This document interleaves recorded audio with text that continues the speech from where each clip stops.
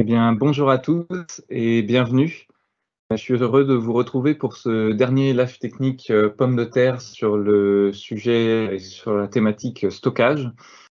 Donc, on va traiter la problématique évolution de la LMRT et optimisation des solutions anti-germinatives. Par rapport aux intervenants, vous avez tout d'abord Michel Martin, qui n'est peut-être plus à présenter pour bon nombre d'entre vous, mais Michel, du coup, qui est responsable du pôle stockage et valorisation de la pomme de terre, qui va faire une présentation surtout sur la partie réglementation. Morgane Flech, qui est avec nous aussi ce matin. Donc Morgane, qui est ingénieur R&D, pareil, sur la partie stockage et valorisation de la pomme de terre. Donc tous deux sont basés à Villars-Saint-Christophe. Et moi, je ne me suis pas présenté, donc François Gigonis, je suis régional Centre-Val de Loire, mais aussi pour la partie ouest et sud. Voilà, vous avez nos adresses mail si vous avez des questions a posteriori. Je reprends aussi l'ensemble de l'équipe de la protection pommes de terre qui est présentée sur cette diapo, que vous allez pouvoir retrouver dans le replay si jamais vous avez des questions à nous poser plus en cours de campagne, par exemple. Et j'en profite aussi pour remercier l'ensemble des équipes techniques d'Arvalis qui nous ont permis d'obtenir les résultats qui vont vous être présentés juste après. Voilà, donc sur cette partie stockage, on va avoir tout d'abord une présentation sur l'évolution réglementaire post-CIPC, il y a toujours des actualités. Et ensuite, on verra la partie résultats des essais avec Morgane sur la partie essais sélectivité plutôt L4 DMN, huile de menthe, et puis ensuite, on abordera la partie éthylène. Donc, je passe tout de suite la main à Michel. Bonjour à vous tous. Bonjour à vous tous. Donc, je vais vous évoquer effectivement les évolutions réglementaires liées aux inhibiteurs de germination, qui bougent quand même régulièrement depuis un certain temps, notamment depuis l'arrêt du CIPC. En effet, donc là, le CIPC, donc là, c'était l'événement majeur de ces dernières années, donc a été interdit. Donc le retrait officiel d'utilisation date maintenant de 2 années. Il a été retiré et interdit d'utilisation depuis à l'échelle européenne depuis le 8 octobre 2020.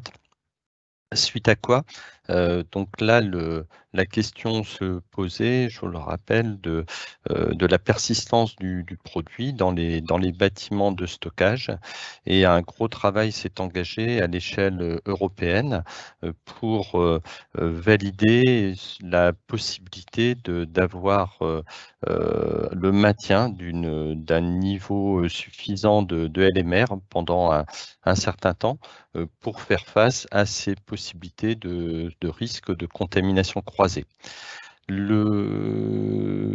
l'occasion du règlement de la Commission publié le 9 février 2021, la possibilité a été donnée d'avoir une LMR temporaire pour cette molécule, en fixant ce niveau, sans risque pour le consommateur, à 0,40 mg par kilogramme de pommes de terre.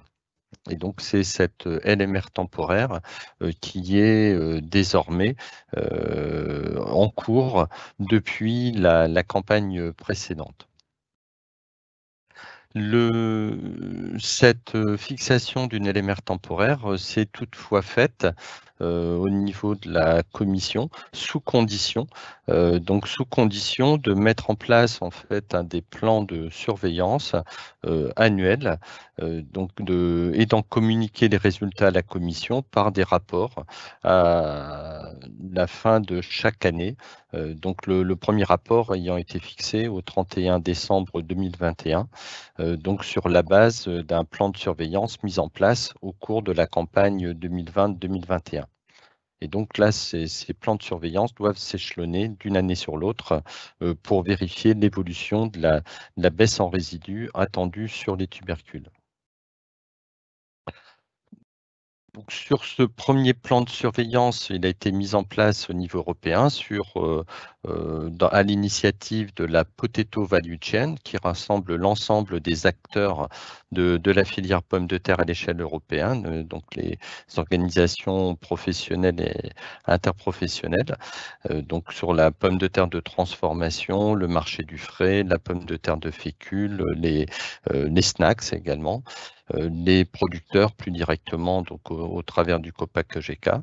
Il a été d'ampleur puisque ce qui était demandé, c'était de fournir au minimum à l'échelle européenne plus de 1000 échantillons, donc pour être représentatif de la production européenne, donc avec pour contribuer à cette représentativité également une répartition qui s'est faite parmi les principaux pays producteurs de l'Ouest européen, donc France, Pays-Bas, Belgique, Allemagne.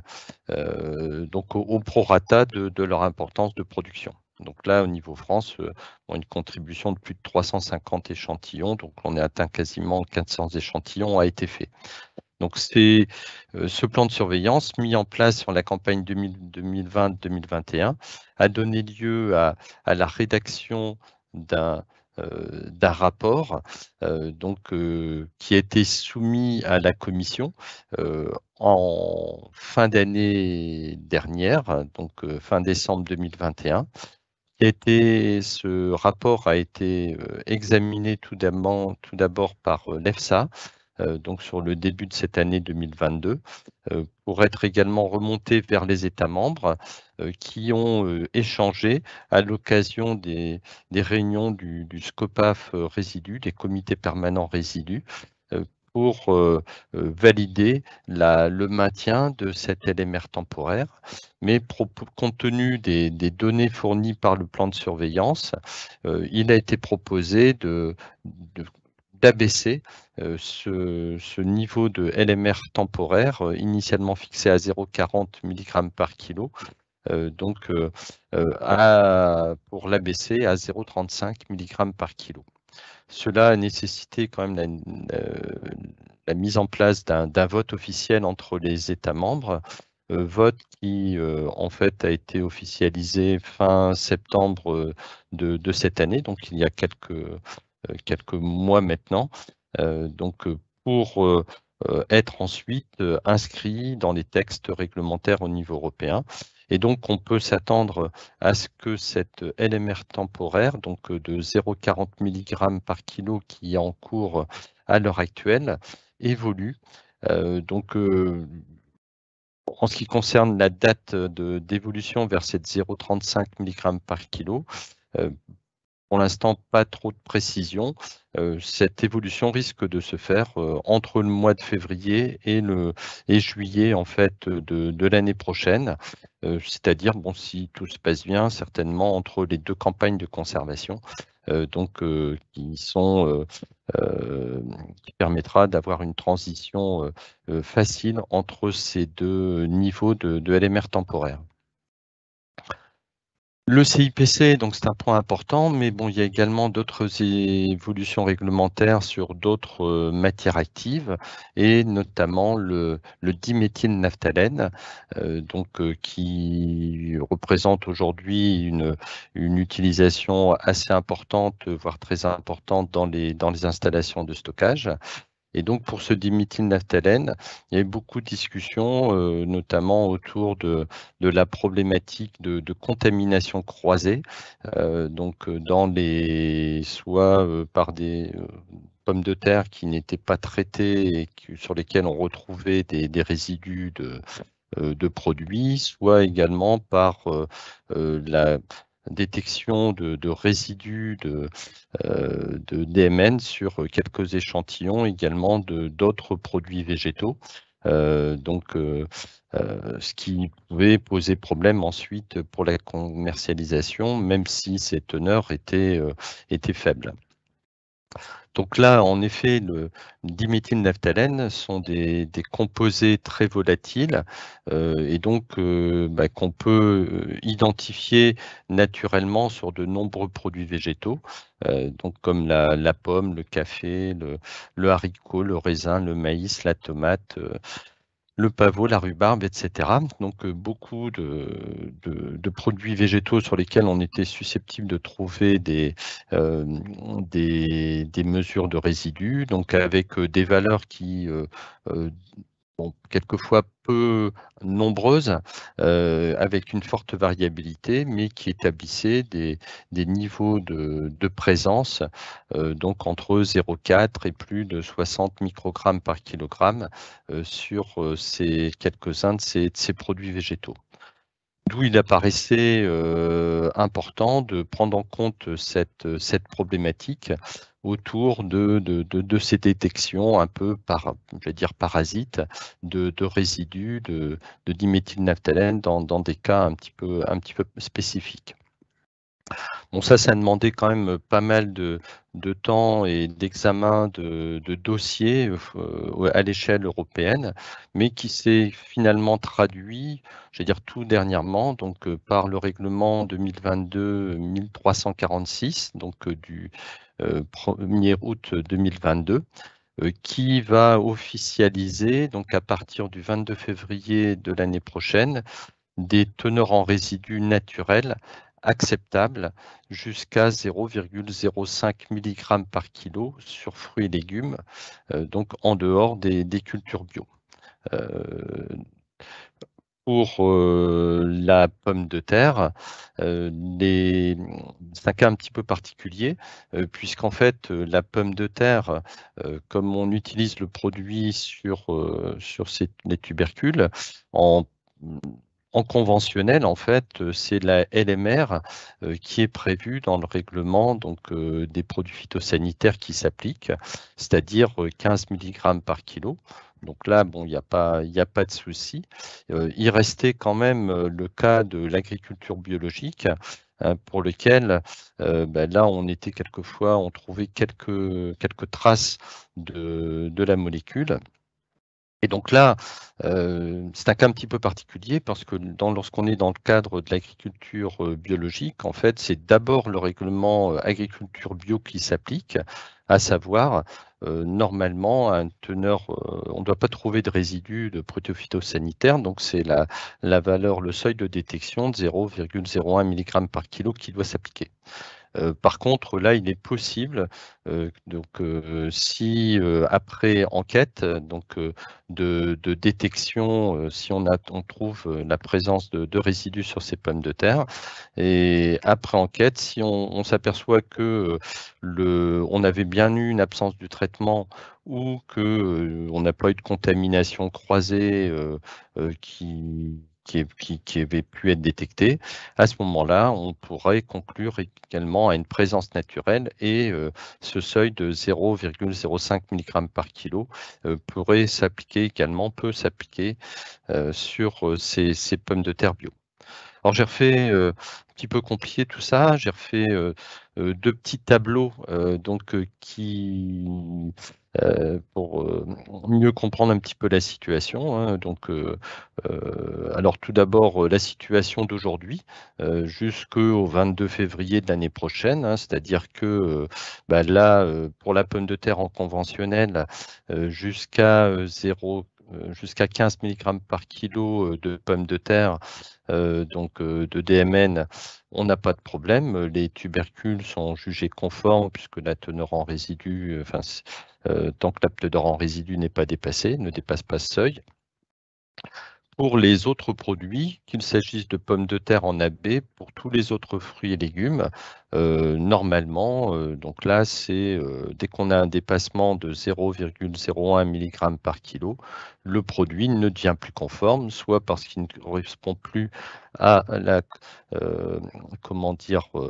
à la norme AB, d'absence de résidus de produits phytosanitaires, soit même pour des produits de fruits et légumes conventionnels, la molécule n'étant pas homologuée sur ces produits, on n'a pas raison de trouver également de résidus de diméthylnaphthalène sur ces produits. À partir du 22 février 2023, ça va changer un petit peu, c'est-à-dire que là, pour les pommes de terre conventionnelles, donc la dernière colonne à droite, pas de changement, on reste toujours sur la LMR de 15 mg par kilo. Pour les fruits et légumes qui sont commercialisés en conventionnel, là, il y a la tolérance dès le départ des 0,05 mg par kilo qui s'applique. Dès qu'on va passer à des produits bio, qu'il s'agisse de fruits et légumes ou de pommes de terre, après enquête, dans la mesure où le niveau de résidus ne dépasse pas les 0,05 mg par kilo et que l'enquête n'a pas révélé de contamination croisée des lots, là, à ce moment-là, on pourra prendre en compte ce nouveau seuil de 0,05 mg par kilo. Si par contre, après enquête, il s'avère qu'on a bien eu des contaminations, parce qu'on a mal entreposé des produits bio à côté de produits conventionnels, à ce moment-là, on revient quand même au seuil toujours de 0,01 mg par kilo, dans la mesure où on a pu avoir une contamination avérée. Pour le DMN également, rester toujours aussi en suspens plus ou moins la problématique des résidus sur produits animaux. En effet, lorsque la molécule a été inscrite, il y avait une restriction alimentation animale qui était laissée au libre choix des États de la prendre en compte ou pas, ce qui était le cas pour la France en s'appuyant sur le fait qu'on n'avait pas de données très pointu sur le risque de contamination sur ces produits animaux. Malgré tout, la société Damfresh a fait beaucoup d'efforts pour constituer un dossier et réaliser des études pour montrer le risque de contamination de produits animaux en leur donnant à manger des pommes de terre traitées au DMN ou des coproduits. Ce dossier a été d'abord, comme c'est toujours le cas au niveau des produits phytosanitaires, traité au niveau européen, pour ensuite redescendre au niveau des États membres, y compris la France. Et sous couvert de ces résultats sécurisants vis-à-vis du risque ensuite consommateur de possibilités de contamination de ces produits animaux, la DGL avait mis en place déjà depuis le mois de février 2021 une dérogation d'orientation possible des pommes de terre traitées au DMN ou des coproduits vers l'alimentation animale dans l'attente de la fixation au niveau européen des LMR dans les matrices animales, ce qui était toujours en suspens jusqu'au mois d'août dernier, puisque dans le même texte réglementaire que j'évoquais juste avant, sur ces possibilités de présence naturelle de DMN dans les produits végétaux, et acté également des évolutions réglementaires sur des LMR sur produits animaux, qui rend finalement désormais caduque finalement la dérogation, puisque on autorise quelque part à avoir des niveaux de résidus sur les produits animaux, à partir du 22 février 2023. Sachant que jusqu'à ce jour, jusqu'à cette date, c'est normalement une LMR de seuil de détection qui s'applique. Donc là, vous voyez un peu quelques exemples. Effectivement, on a quand même des possibilités de retrouver du DMN dans un certain nombre de produits animaux, et sont à partir du 22 février 2023 les LMR qui sont donnés ici qui s'appliqueront. Voilà en ce qui me concerne pour cet aspect réglementaire sur les inhibiteurs de germination, et je vais laisser la place maintenant à Morgane pour qu'elle vous présente les résultats des inhibiteurs de germination, des expérimentations qu'on a pu réaliser sur la campagne passée. Merci Michel. Bonjour à tous. Donc effectivement, nous allons donc passer à la partie résultats, en commençant tout d'abord par un essai que nous avons réalisé sur le risque de manque de sélectivité des produits. Effectivement, nous avons eu beaucoup de questions à ce niveau-là à la suite de l'arrêt du CIPC, suite également à quelques accidents. Donc, nous avons donc mis en place cet essai-là, où nous avons donc choisi de travailler sur des variétés qui étaient potentiellement sensibles. Donc, en l'occurrence, ici, c'est des variétés qui sont chair ferme, donc qui ont généralement une peau qui est plus fine, qui sont parfois récoltées à immaturité. Donc, nous avons travaillé sur Galante, Agatha, Charlotte et Jazzy. Et pour cette année d'essai, nous avons travaillé avec le produit Dormir, donc de la molécule 1,4-DMN. Donc, nous avons travaillé sur différents facteurs que nous avons comparés les uns avec les autres pour voir quels facteurs augmentaient ou non ce risque-là. Donc, nous avons comparé des pommes de terre qui étaient d'un côté matures et de l'autre ces mêmes variétés, mais récoltées immatures. Nous avons comparé également des parcelles irriguées et des parcelles que nous avons volontairement sur-irriguées pour voir un petit peu l'effet que ça pouvait avoir. Donc ça, c'est pour la partie au champ. Nous avons également travaillé sur des facteurs en cours de stockage, donc notamment la température. On a mis des pommes de terre à 7 degrés sur lesquelles nous avons réalisé le traitement et nous avons mis ces mêmes pommes de terre-là à 4 degrés pour pouvoir comparer l'effet à 7 et 4 degrés. Et enfin, le dernier facteur, c'est la condensation. Donc, nous avons des pommes de terre qui étaient en conditions classiques sans condensation. Et nous en avons certaines où il y avait volontairement de la condensation. Donc, voilà, des petites gouttelettes qui s'étaient formées sur les tubercules au moment de l'application pour voir ce que ça pouvait avoir comme impact. Et sur cette condition-là, on était à 4 degrés.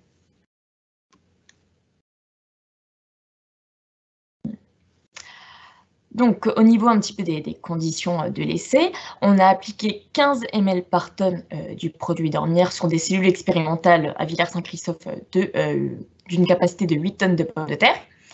Donc, les pommes de terre qui ont été défanées et récoltées immatures ont été récoltées le 27 juillet. Les matures ont quant à elles été récoltées le 8 septembre. Alors, je vous ai mis pour information un petit peu le calendrier des différentes irrigations que nous avons eues sur les différentes modalités. Mais pour résumer, sur les pommes de terre qui ont été récoltées immatures, nous avons eu une surirrigation de 20 mm par rapport aux pommes de terre qui ont été irriguées classiquement. Et pour celles qui étaient matures, nous avons une surirrigation de 40 mm par rapport à la modalité qui était simplement irriguée. Et nous avons effectué le traitement à 15 ml par tonne de Dormir rapidement dans la foulée après la récolte des pommes de terre. Alors, ce n'est pas forcément dans les préconisations. Ici, on était vraiment dans la volonté de favoriser un risque pour voir ce qui pouvait favoriser ou non le risque de manque de sélectivité. Alors, au niveau des résultats, donc ici, vous avez un graphique qui représente le pourcentage de tubercules atteints par des symptômes de manque de sélectivité sur les échantillons. Donc à gauche, vous avez toutes les variétés qui ont été récoltées à immaturité. Et à droite, vous avez les pommes de terre qui ont été récoltées à maturité. Alors, le premier constat que l'on peut faire, c'est que les pommes de terre qui ont été récoltées matures, nous n'avons pas pu constater de défaut de sélectivité, nous n'avons pas constaté de brûlure sur ces tubercules-là, sur les 4 variétés, peu importe la modalité qui avait été appliquée, que ce soit au champ ou en cours de stockage. Donc ça, c'est le premier constat. Ce que l'on peut voir si on regarde les pommes de terre qui ont été récoltées à immaturité, c'est que nous avons des symptômes pour les variétés Agatha et Charlotte, mais que nous n'avons pas constaté pour les variétés Galante et Jazzy. Donc il y a déjà aussi ce facteur variétal qui est à prendre en compte sur cet essai. Et enfin, le troisième facteur que l'on peut voir sur ce graphique, et également sur les photos que je vous ai mis à côté, c'est plutôt l'intensité des symptômes.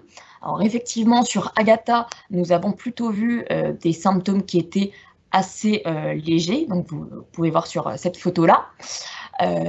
Donc au niveau de l'œil de germination, où il y a des petits germes, on a pu constater une brûlure, donc qui se traduit par une coloration un petit peu noire et le tubercule qui est un petit peu enfoncé à ce niveau-là. Et par contre, sur Charlotte, donc la photo du dessous, nous avons plutôt constaté des symptômes plus intense. Donc là, vous le voyez ici, vous avez des germes au stade point blanc qui ont été nécrosés par l'application du dormir, mais qui a également provoqué des symptômes de brûlure plus importants. On a une coloration foncée qui est développée sur quelques centimètres, et c'est une partie qu'on voit mal un petit peu sur la photo, mais c'est une partie qui est un petit peu enfoncée dans le tubercule.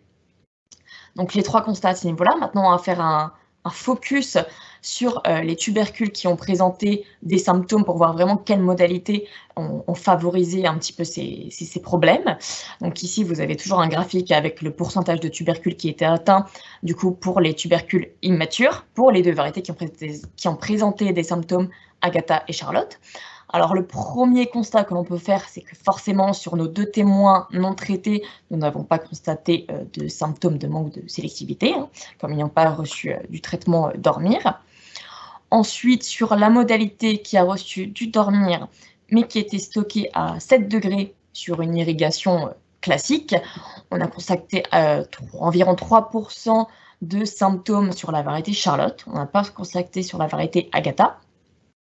Sur cette même modalité, mais en surirrigué, peu importe la variété, on n'a pas observé de symptômes. Donc, on ne peut pas forcément dire que là, la surirrigation a eu un effet. Par contre, ce que l'on peut comparer entre ces 2 modalités qui sont à 7 degrés et les 4 suivantes qui ont été stockées à 4 degrés, c'est qu'on a un effet température. Effectivement, à 4 degrés, on a à chaque fois plusieurs pourcentages de tubercules qui sont atteints, alors qu'à 7 degrés, on a uniquement 3% pour l'une des 2 modalités qui est touchée.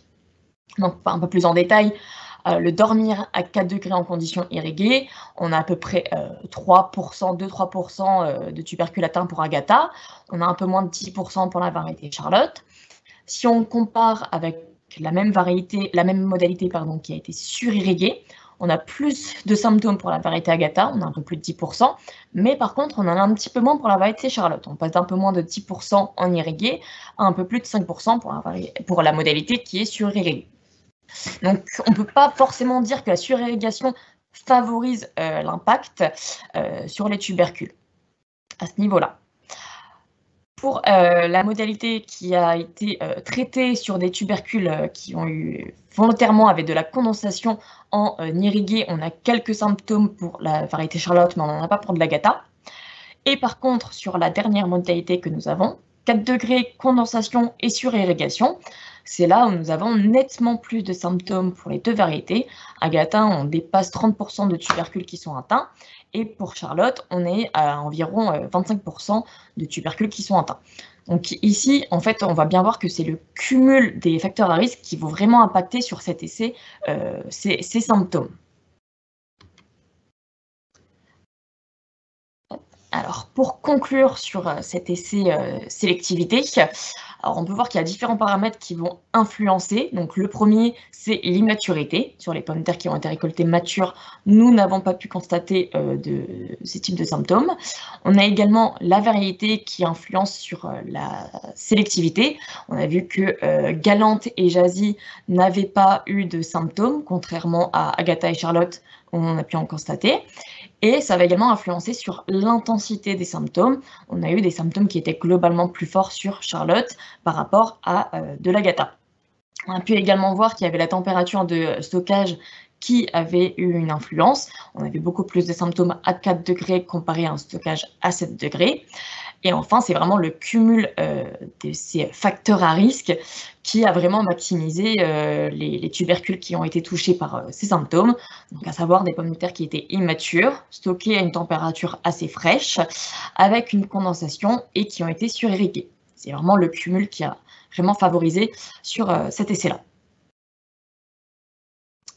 Alors maintenant, je vais passer à un autre essai sur l'huile de menthe, parce qu'effectivement, nous avions eu pas mal de questions à ce niveau-là. Quelle dose il vaut mieux utiliser, comment faire avec ou sans hydrazine maléique. Donc pour ce faire, nous avons travaillé sur les variétés Agatha, Charlotte et Mona Lisa, donc qui ont 3 repos végétatifs différents pour avoir un point de vue un peu global. Et nous avons travaillé du coup avec l'huile de menthe, avec le produit Bioxem, soit du coup appliqué seul, soit également avec de Bioxem appliqué sur des pommes de terre qui avaient reçu au préalable une application d'hydrazine maïque au champ. Alors dans le cas de cet essai, c'était l'utilisation du Phaserstar. Donc on a étudié, c'était essai sur la campagne de stockage 2021-2022, donc qui, je le rappelle, était une année avec une faible pression germinative. Et nous y avons étudié différents facteurs. Alors, sur une cellule, nous avons appliqué des doses de 90 ml par tonne de bioxème. Sur une autre cellule, nous avons appliqué 60 ml par tonne de bioxème, soit sur des tubercules qui recevaient uniquement de ce traitement à l'huile de menthe, soit également, en deuxième modalité, des tubercules qui avaient été traités au préalable avec de l'hydrazine maléique. Et enfin, une dernière modalité, qui est un petit peu la modalité de référence qui avait été utilisée pendant plusieurs années. Une première application à 90 ml par tonne, pour, on va dire, assainir un petit peu les germes qui pourraient être présents, suivie de plusieurs applications de 30 ml par tonne. Et pareil, cette fois, on avait une partie des tubercules qui n'avaient pas été traités à l'hydrazine maléique, qui avaient simplement reçu les traitements bioxème, et une autre partie qui avait été traitée au préalable avec l'hydrazine maléique et par la suite ont reçu les différentes applications de bioxème. Alors au niveau des conditions d'application pour l'hydrazine maléique, on était dans de très bonnes conditions. Les 3 variétés ont été traitées le même jour. Ici, je vous ai mis pour information les résidus d'hydrazine maléique que nous avons eu sur ces variétés. Alors, pour Charlotte et Mona Lisa, on a eu une très bonne quantité de résidus, on était à plus de 10 mg par kilo. Pour Agatha, on est un petit peu inférieur. Généralement, on essaye de se baser, de se dire qu'à partir de 7-8 mg par kilo, on aura normalement une bonne efficacité anti-germinative en cours de stockage, même s'il y a un petit peu de variabilité parce qu'il y a toujours une incertitude des laboratoires sur les mesures. Mais elles ont été traitées le même jour, donc dans les mêmes conditions, hygrométrie, météorologique, même température.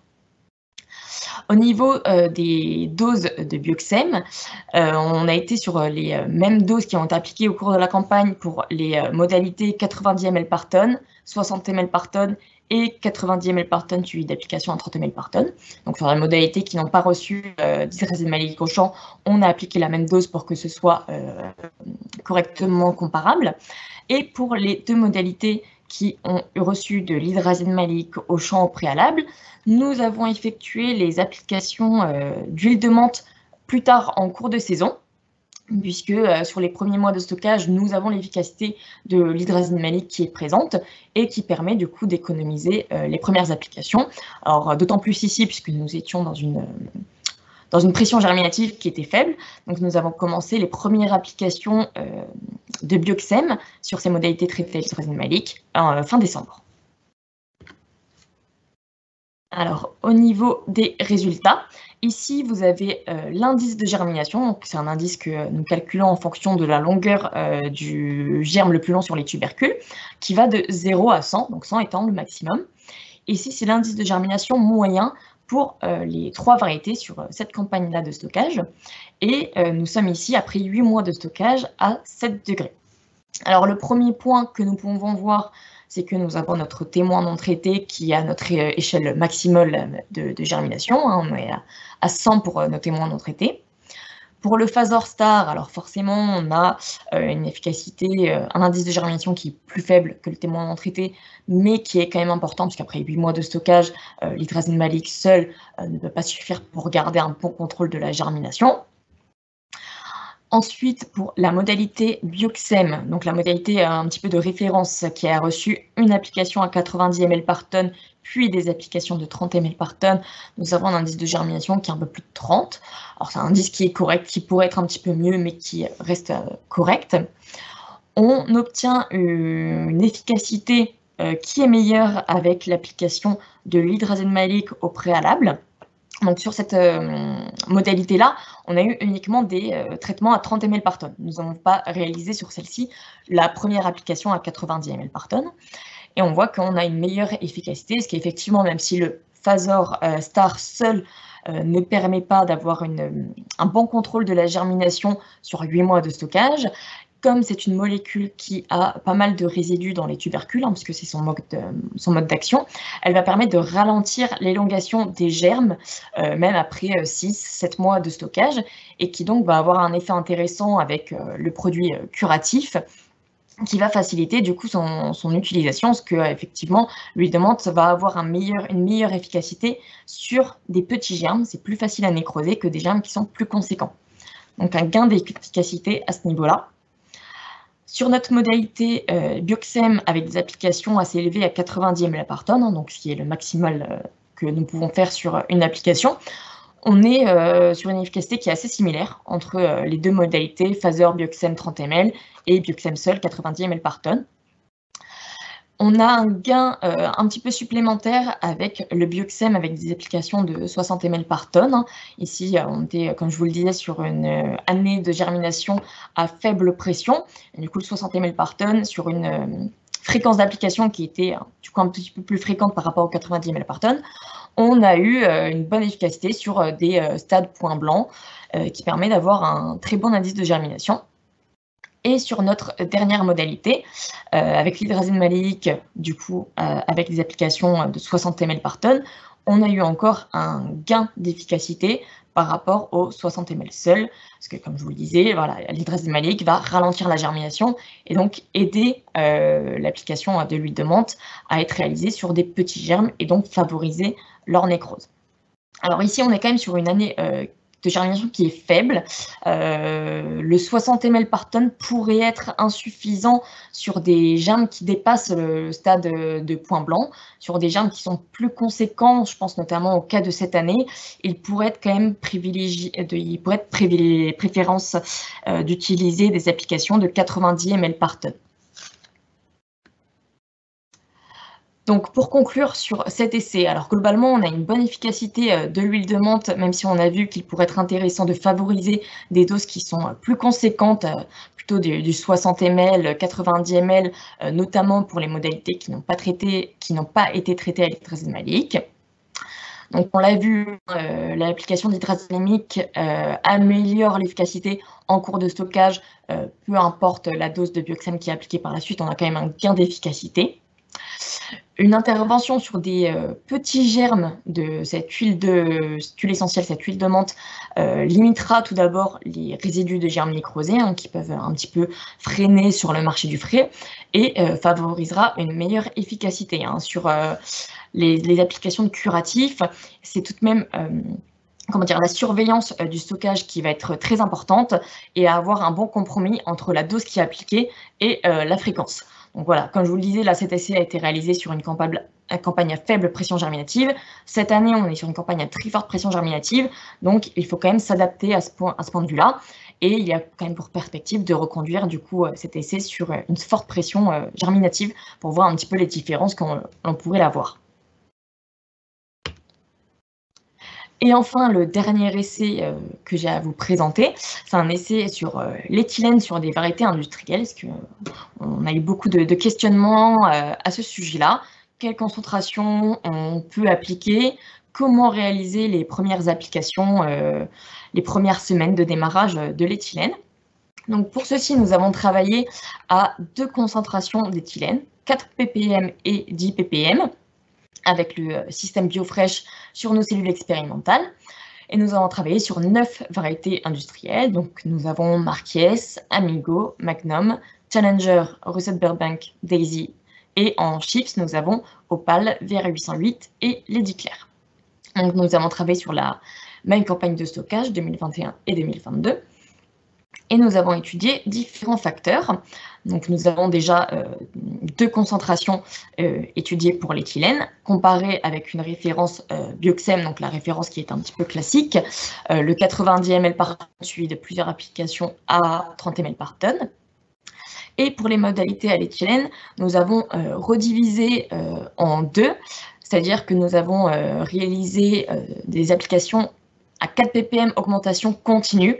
Alors, ce que l'on va appeler continue, c'est une augmentation au début du stockage, dans les premières semaines, qui on pourrait également l'appeler proportionnelle, c'est-à-dire qu'on va augmenter par exemple pour 4 ppm augmentation continue, de 0,5 ppm d'éthylène tous les 5 jours et garder le même niveau d'augmentation et le même pas de temps pendant 5 semaines. Je vous montrerai un graphique par la suite, ce sera un petit peu plus clair pour vous, mais juste au moins pour préciser ça en premier lieu.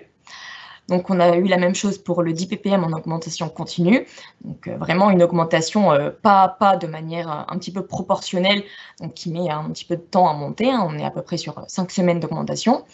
Et on a eu une augmentation progressive, que ce soit 4 ppm ou à 10 ppm. Donc, ce que l'on appelle progressive, c'est une augmentation qui est très très faible les premiers jours, les premières semaines, et qui sur la fin sera plus importante. Alors, le graphique ici, donc c'est la concentration en éthylène qui a été mesurée dans nos cellules expérimentales sur les premières semaines d'application.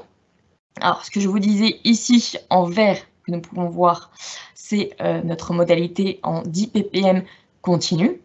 Donc, que je vous disais en proportionnel, hein, sur 5 semaines, on va avoir une augmentation progressive jusqu'au seuil voulu. Ici, en bleu, nous avons la 4 ppm en continu, donc toujours une augmentation presque proportionnelle durant 5 semaines, ce qui fait qu'on arrive à peu près en même temps à 10 ppm et 4 ppm pour ces modalités que nous appelons continues.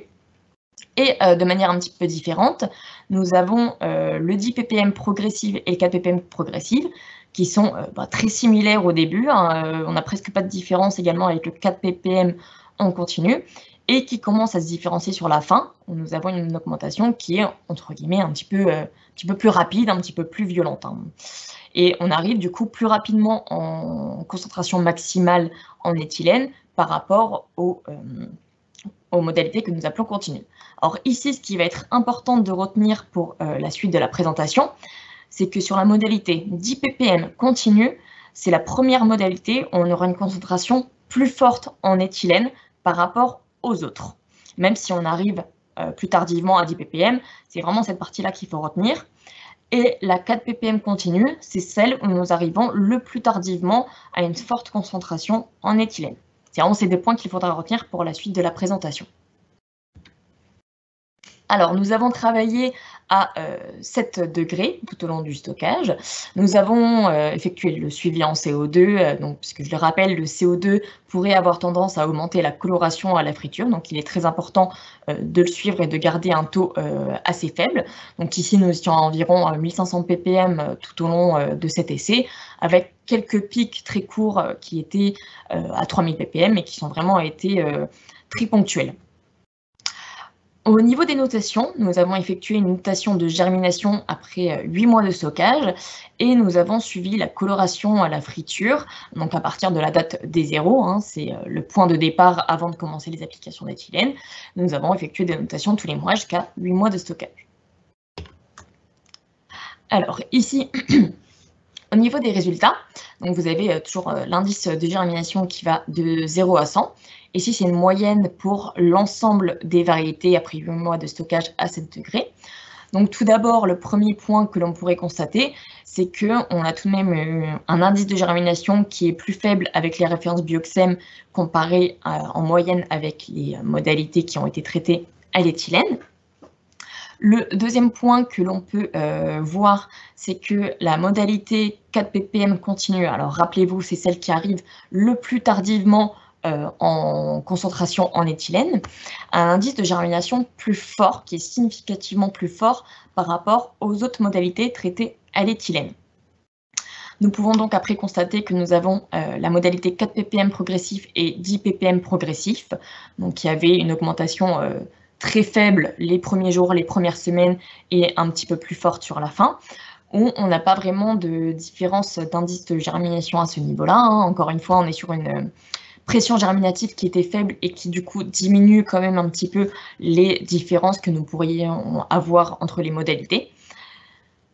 Et enfin, la dernière chose que l'on peut noter sur ce graphique, c'est un indice de germination qui est plus faible au niveau de l'éthylène pour la modalité 10 ppm continue. Donc rappelez-vous, c'est celle qui a une augmentation qui est proportionnelle et qui a une concentration plus forte, plus rapidement que les autres, en éthylène. Donc je vais vous montrer un petit peu les graphiques pour quelques variétés pour que vous ayez une idée. Donc pour Marquies, on a globalement une germination qui est très faible, peu importe la modalité que nous utilisons. Hein, on n'a presque pas de différence non plus entre les modalités qui ont reçu l'éthylène et les modalités qui ont reçu du Bioxem. On a d'autres variétés, comme par exemple pour VR808, on a une germination qui est plus forte. Donc on a toujours la même tendance, hein, le 4 ppm continu qui a une germination qui est plus forte et le 10 ppm continu qui a une germination qui est plus faible. On a des cas comme les Diclair où on est un peu plus nuancé, une germination qui est plus moyenne. On a toujours un effet 4 ppm continu qui a une germination plus forte comparée au 4 ppm, au 10 ppm pardon, en augmentation continue. On a également des variétés où globalement on a un bon indice de germination sur l'ensemble. Hein. Par exemple sur Challenger et Russell Burbank, on a une germination qui est globalement faible, peu importe la variété. Également pour Amigo, même si on commence à un petit peu plus augmenter pour le 4 ppm continu. Et on a également des variétés où par contre là la germination est beaucoup plus intense, notamment Daisy ou Opale, où là on n'a plus vraiment de différence entre les variétés, mais voilà, un indice de germination qui est globalement plus fort pour les modalités qui sont traitées avec de l'éthylène, et également sur une moindre mesure pour Magnum. On a pour le 10 ppm continu un indice de germination qui est un petit peu plus faible, mais qui reste quand même un indice de 60. Donc, qui est tout de même un petit peu élevé à ce niveau-là. Donc maintenant, on va passer sur les résultats de la coloration après friture. Donc ici, c'est un suivi qui a été réalisé tous les mois sur un stockage à 7 degrés. Et on est sur une cuisson friture totale après 5 minutes à 180 degrés. On est sur l'échelle USDA. Donc, on a une coloration qui est plus claire lorsqu'on a une note qui est plus faible, hein, du 0 à 1 sur notre échelle, et une coloration qui est plus foncée si on arrive sur une note de 3 ou de 4. Alors ici, ce qu'on peut noter, c'est qu'on a notre courbe en verte, qui est toujours la courbe qui représente la modalité en 10 ppm en augmentation continue. Donc, il y a une coloration qui est en moyenne, que ici c'est une moyenne pour l'ensemble des variétés, qui a une coloration en moyenne plus forte par rapport aux autres modalités, hein, ce qui est un peu entre guillemets logique, hein, parce que c'est une augmentation qui a été plus rapide en éthylène, donc ce qui permet d'avoir une meilleure tenue de la germination, mais c'est également ce qui va un petit peu stresser la pomme de terre et donc accroître sa coloration à la friture. Ensuite, on peut voir qu'on a un petit peu de variabilité, mais globalement, on a les deux modalités en augmentation progressive à 4 ppm et 10 ppm qui ont peu de différence de coloration les unes des autres. Elles ont tendance à un petit peu à se suivre. Et avec une coloration qui est plus faible, on arrive avec la modalité 4 ppm en augmentation continue. Donc, si vous vous rappelez la courbe, c'est celle qui arrive en dernière à une concentration forte en éthylène. Et c'est une modalité qui a tendance à se rapprocher de la référence Bioxem à ce niveau-là. Donc, je vous ai mis également ici quelques graphiques pour chaque variété pour vous donner un petit peu une idée. Donc ici, on est pour la variété Marquies. Alors ici, on peut noter un petit pic pour la modalité 10 ppm en augmentation continue. C'est un pic de stress qu'on a déjà pu voir par le passé, qui peut arriver 3 semaines, 1 mois après le démarrage de l'éthylène. Une petite réponse en stress qui rediminue par la suite, donc qui n'est pas présente systématiquement, que ce soit en fonction des modalités, en fonction des variétés. Mais ici, on peut le constater. Et après, ce qu'on peut constater ici, c'est quand même une augmentation de la coloration par la variété Marquies pour la modalité 10 ppm en augmentation continue, qui commence à augmenter quand même plus fortement au-dessus de l'échelle de 2. Et surtout, si on compare avec les autres modalités que nous pouvons avoir.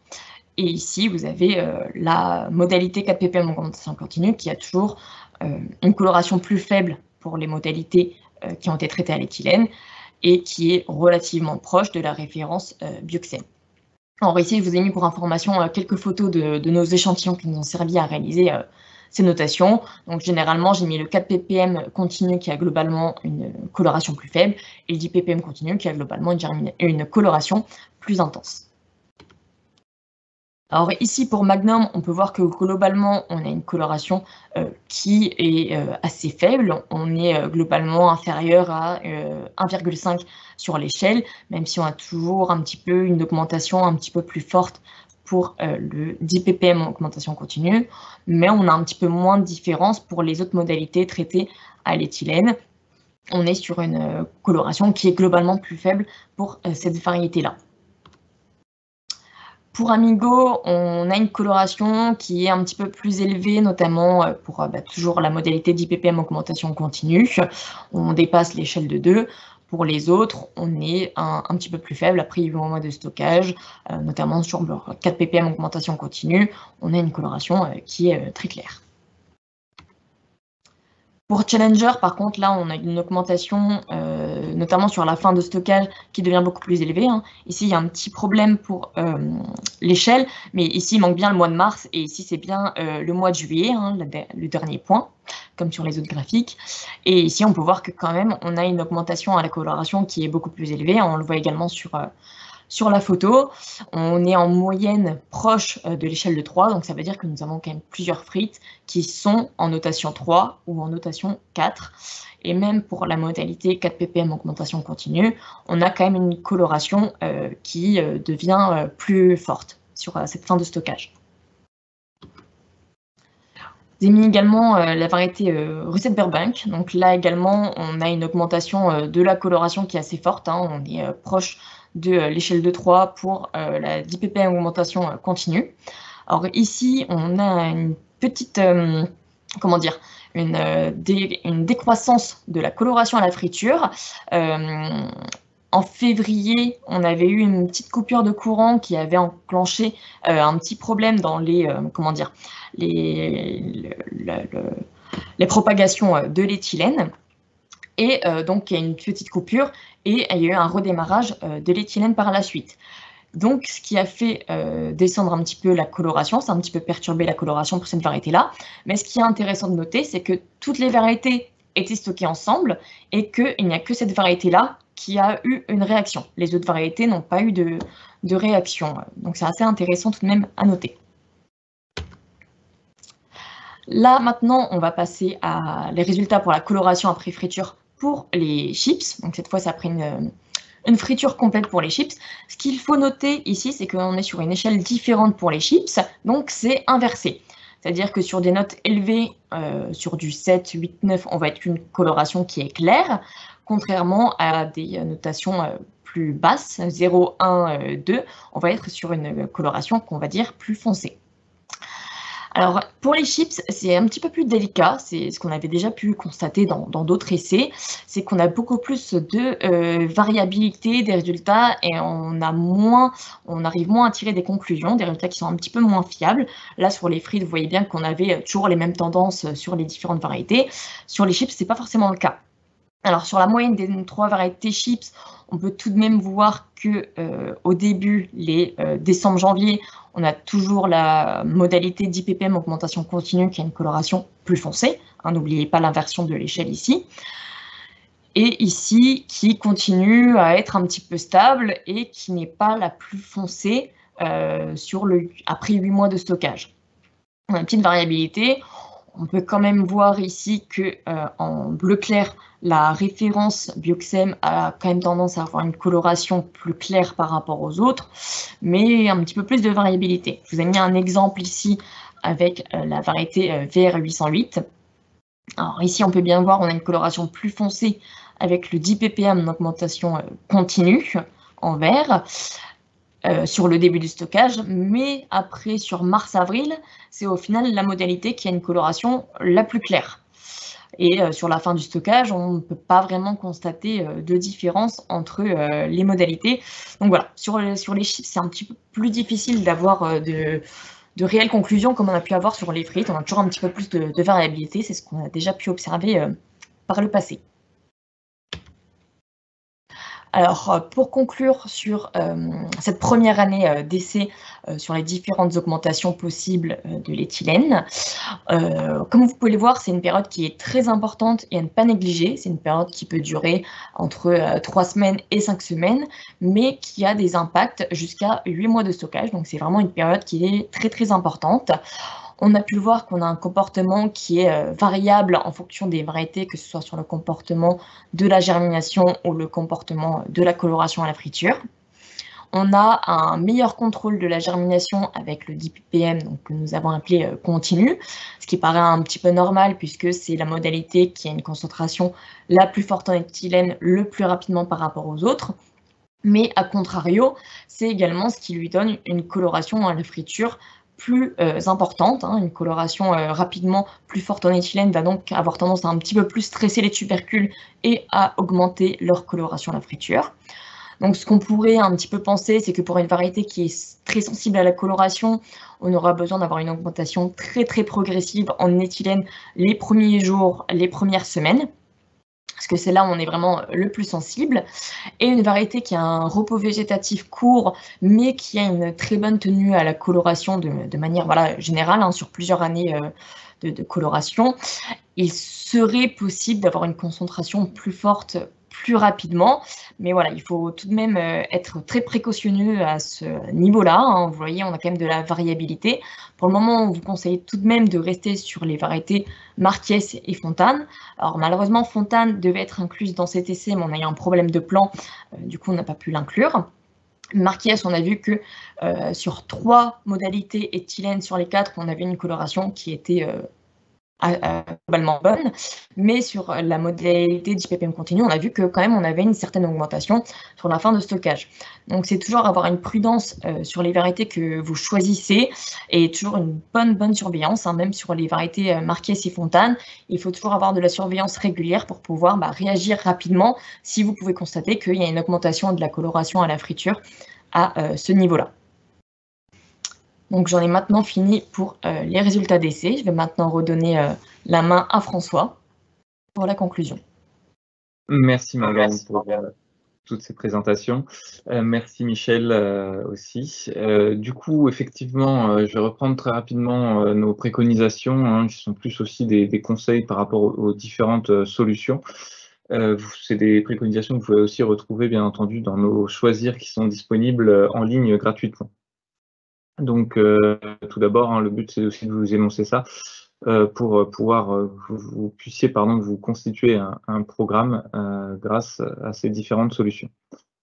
Donc, tout d'abord, l'hydrazine maléique, qui est une molécule qu'on va venir appliquer en plein champ, au champ. Et là, vraiment, l'intérêt, c'est de bien positionner ce passage, puisque c'est lui qui va entraîner principalement l'efficacité après sur le long terme, entre guillemets, au niveau du stockage. Donc, l'application peut se faire dès que le calibre minimum des tubercules est atteint. Donc, ça, c'est en fonction, bien entendu, de votre débouché. Ça peut être 25-35 mm. Voilà. Et il faut éviter, il faut le faire au moins 2 à 3 semaines avant le défanage. Donc une fois que vous avez atteint votre calibre de prédilection, là vraiment l'important c'est de regarder les conditions météorologiques, puisque c'est ces conditions qui ont un facteur vraiment important sur l'efficacité. Donc pour ça il faut une hygrométrie importante, alors plutôt 80-90% d'hygrométrie, donc 70 ça peut passer, mais vraiment un taux d'hygrométrie le plus important possible et une température qui ne soit pas trop élevée, ou en tout cas inférieure à 25 degrés. Et il faut essayer d'intervenir le plus rapidement possible une fois qu'on a ces conditions qui sont favorables. Si les conditions n'ont pas été favorables lors de l'application, et même un peu dans tous les cas, il faut rester quand même vigilant au niveau du stockage. Et souvent, il est nécessaire de compléter l'action de l'hydrazine maléique par une ou plusieurs applications complémentaires d'un autre produit antigerminatif qu'on va pouvoir détailler maintenant. Donc tout d'abord le 4 DMN qui a été présenté. Donc là, vous avez bien entendu tout intérêt à bien respecter les conditions optimales au niveau de l'application, des conditions optimales de conservation. Vous retrouverez ça dans nos choisirs. Et anticiper aussi la date de déstockage pour planifier la dernière application, tout en ayant en tête qu'il y a ce délai de 30 jours à bien respecter pour la partie post-traitement commercialisation. Voilà, donc bien avoir ça en tête. Et donc, là encore, un intérêt pour certaines variétés, pour certains débouchés, pour des stockages tardifs, d'opter aussi pour des solutions curatives en fin de conservation. Donc, les solutions curatives, on va tout d'abord voir l'huile de menthe et l'huile d'orange, donc les deux huiles essentielles qui sont homologuées sur pommes de terre, qui sont aussi utilisables, je le rappelle, en agriculture biologique. Donc tout d'abord l'huile de menthe, hein, soit par thermonébulisation, soit par application continue du produit grâce au dispositif Xelavap. Donc là, on va intervenir sur un peu du curatif, hein, donc des nécroses au niveau des germes qui vont être engendrés par l'application de cette huile de menthe. Donc on est vraiment sur une activité curative qu'il faut éventuellement renouveler à chaque redémarrage, qu'il même faut renouveler à chaque redémarrage qu'on constate avec une fréquence maximale de 3 semaines. Donc l'huile de menthe, vous intervenez sur un stade point blanc, hein, principalement pour une même efficacité. Et l'huile d'orange, c'est quand même similaire, mais il vaut mieux intervenir le plus tôt possible, hein, donc stade point blanc ou germe naissant, mais vraiment pour l'huile d'orange, intervenir le plus tôt possible. Et donc du coup, une moindre possibilité de jouer sur la dose, hein, donc on reste, nous, à Arvadis, sur une préconisation de la dose à 100 ml par tonne.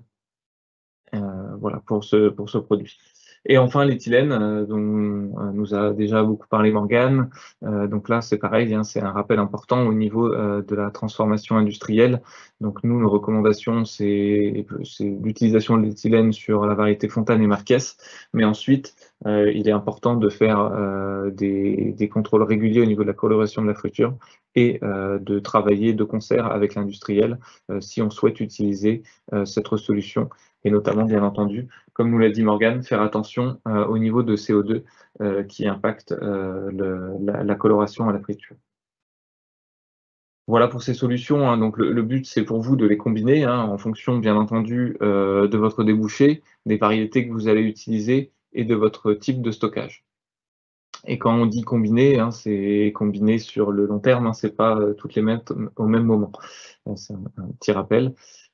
Et aussi, ce qu'on souhaitait vous rappeler, c'est au niveau des différents produits, par exemple les huiles essentielles et le 1,4 litre d'ml, on a quand même une certaine odeur qui est assez importante, hein, quand notamment on déstocke les pommes de terre.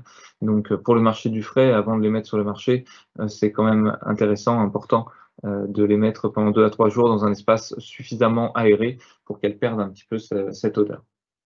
Et dans tous les cas, restez vigilant à l'évolution de la germination, hein, puisque les molécules n'offrent pas de rémanence après des stockages. Donc voilà, il y a une vigilance à apporter à ce départ, enfin en tout cas cette germination qui peut avoir lieu après le déstockage, et aussi faire attention au niveau de l'utilisation des différentes solutions par rapport aux éventuels cahiers des charges que vous pouvez avoir.